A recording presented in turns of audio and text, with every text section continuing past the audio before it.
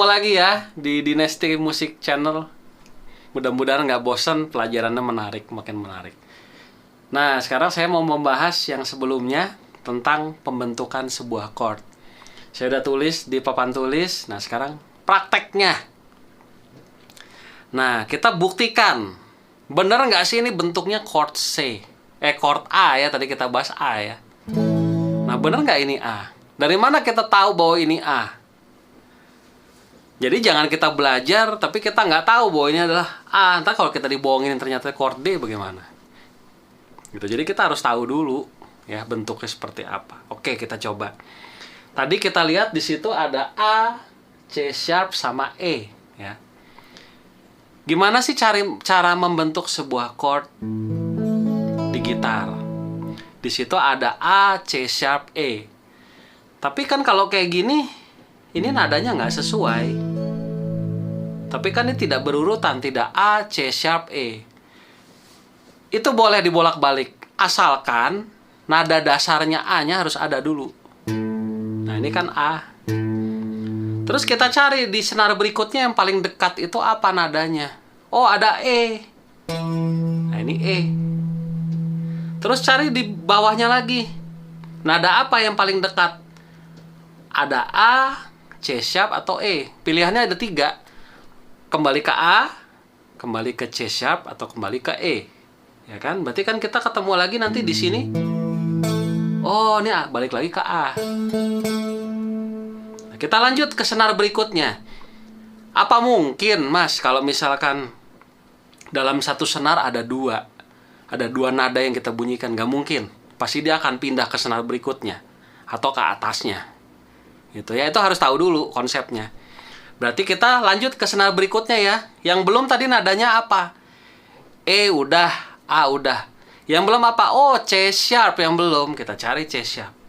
C sharp di mana ya? Oh, ini C sharp nih. Nah, ini C sharp. Terus di bawahnya lagi apa? Ini kan nanggung. Ini E. Berarti urutan nada ini adalah A, E, A, C sharp, E. Terbentuklah sebuah chord A mayor. Gitu ya. Ini kalau kita ambil posisi yang seperti ini. Tapi kalau misalkan kita mau ambil posisi yang lain gimana? Bisa. Mau dari senar berapa? Misalkan mau dari senar 6. Nah, kita coba dari senar 6 ya. Senar 6 kita harus tahu dulu A itu di mana. Makanya saya bilang harus hafal gitar fingerboard. Di sini nadanya apa, di sini nadanya apa, di sini nadanya apa. Kalau kalian nggak hafal, itu jadi masalah nantinya. Cuman berdasarkan katanya. Gitu. Jadi kita nggak boleh main gitar tuh katanya. Main feeling. Oh, begitu fals salah. Nggak bisa gitu, harus tahu teorinya. Ya. Kita lanjut ya, dari senar 6A tuh adanya di mana? Adanya di sini. Nah, coba kita cek. Bener nggak kalau chord A ada juga yang mengajarkan seperti ini? Kita cek ya. Sama-sama. Ini A. Terus kan kita ke sini. Ini apa? Oh, ini E. Ini udah dapat. Nah, terus habis gitu nih apa? Ini A lagi. Terus yang belum apa? C sharp belum dapat kan? Nah, ini C sharp. Ini udah dapat tuh. Sampai sini aja udah terbentuk A sebenarnya. Sampai sini loh, sampai senar 3. Tapi karena nanggung 2 lagi ke bawahnya, makanya kita cari lagi. Ini apa? Oh, ini E. Ke bawahnya lagi apa? A. Jadi chord A. Ini bentuk yang umum. Ada lagi chord misalkan pengen bentuk yang lain, tuh bosan gitu-gitu aja, ya cari aja. Berarti kan bisa diurut. Ini A, ini C sharp, ini E. Nah, ini A.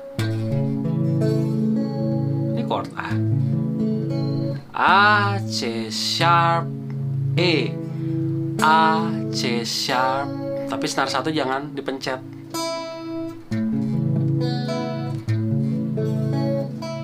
A.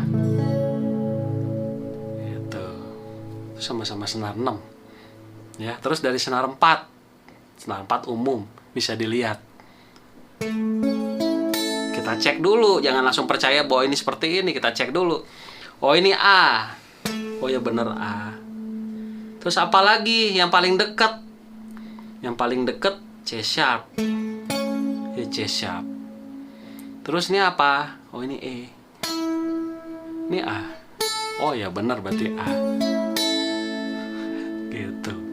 Terus mau cari lagi bentuk yang lain. Jadi sebenarnya nggak perlu kita cari setengah mati, cari bentuknya gimana sih di internet. Sebenarnya nggak perlu, kita cari aja dari sini, ketahuan semuanya. Mau cari bentuk yang lain, A. Yang penting ada 3 unsur tadi. Ada A, nada satunya, nada tiganya C sharp, dan nada kelimanya E. Berarti A. Terus cari lagi yang dekat mana? Ini E, bisa juga. Nah, terus kemana lagi? Oh ini berarti apa? Oh ini A. Tinggal cari C sharpnya. C sharpnya mana ini? Ini dia bentuknya. Berarti A, E, A, C sharp. Jadi itu A, banyak.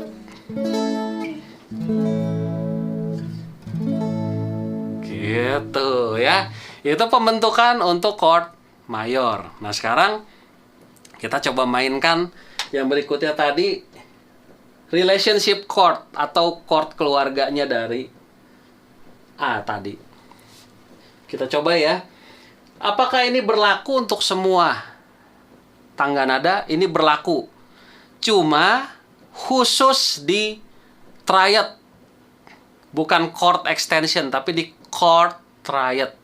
Ingat ya, karena kalau kita udah ngomongin extension itu, jadi misalkan kalian tanya, kalau chord major 7, major 9, itu chord apa sih? Itu namanya chord extension.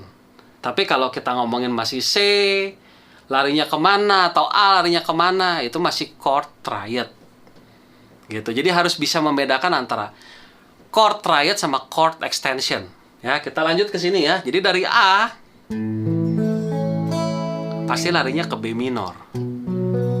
Jadi nada 1 pasti mayor. Nada kedua itu pasti minor. Nada ketiga pasti minor.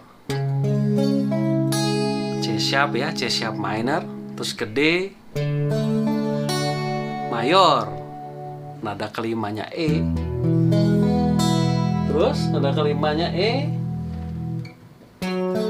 pasti ke situ larinya. Pasti F sharp minor. Atau begini. Terus habis gitu apa? Ada G sharp diminished. Kalau saya sih lebih suka megangnya G sharp diminished 7. Kenapa? Karena lebih lengkap nadanya. Jadi kalau kita urutin mulai lagi dari awal, B minor,